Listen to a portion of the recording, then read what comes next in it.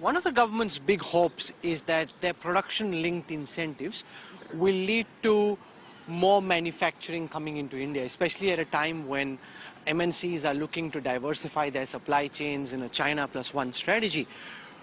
There's a big debate about the efficacy of these PLIs. I interviewed Raghuram Rajan in Davos, and he was very critical about the low value add from these PLIs. How effective has the government's PLI scheme been in trying to make India a more appealing manufacturing destination? I think it's too early to judge that, but here's what I find really fascinating as far as India is concerned. Like I just did an analysis, and like I do this every year, looking at the list of billionaires around the world.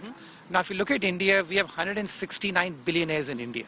That's a huge increase that's taken place, and almost too much of an increase. That if you look at the billionaire population in India today, as a share of the total economy, it's the second highest after Russia among all emerging markets. That's a bit concerning. But here's the one good news that I found when I was doing the analysis, that of those, that the maximum number of billionaires, about 35 of them, now come from the manufacturing sector. That's a huge change, because even 5 years ago, you would barely find a dozen billionaires coming from the manufacturing sector. Now you have 35 of them coming from the manufacturing sector, and after that is healthcare. So manufacturing and healthcare together now account for the two largest concentration of billionaires in India, and many of them are totally new, people we never heard of in the past. But one of the aspects of the same research that you're citing is the concentration of billionaire wealth, which you think is one of the risks that India faces, that there's just like 20% of the nation's wealth is with these billionaires, and that concentration is a risk for a country like India. Why, according to you? Well, because I think that if you have, generally, if you have too many billionaires in a country, it sows the seeds for some sort of a populist backlash. Like we saw in France, for example. Yeah, exactly. Or we have seen even in places like Russia, the reason why Putin has such a control over the billionaires is because they're really hated by the population out there, and he's got that stick to beat them with.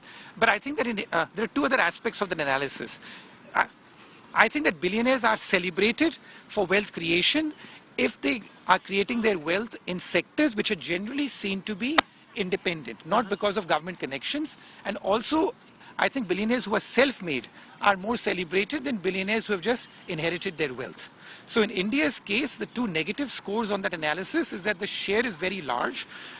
Every country needs billionaires. We need wealth creation, but just that you don't want any ratio to be out of whack too much. And the second is that you want the billionaires to be created in the so-called productive sectors with not too much government help. And I think that that is where India scores relatively well, and the marks have improved. Now, of course, one structural problem in India, and this is like more of a cultural problem, right, which is that that India ranks the highest in terms of the number of inherited billionaires or people who inherited their wealth. But that's a thing which cuts across the Indian spectrum. It's in politics, it's in movies, that there's such a premium paid to the family and from which family you come from. I think so that's the new change I'm hoping in India, that those numbers come down over time. But the good thing is that at least we're seeing new billionaires come through the route in manufacturing, healthcare, many of them first generation billionaires.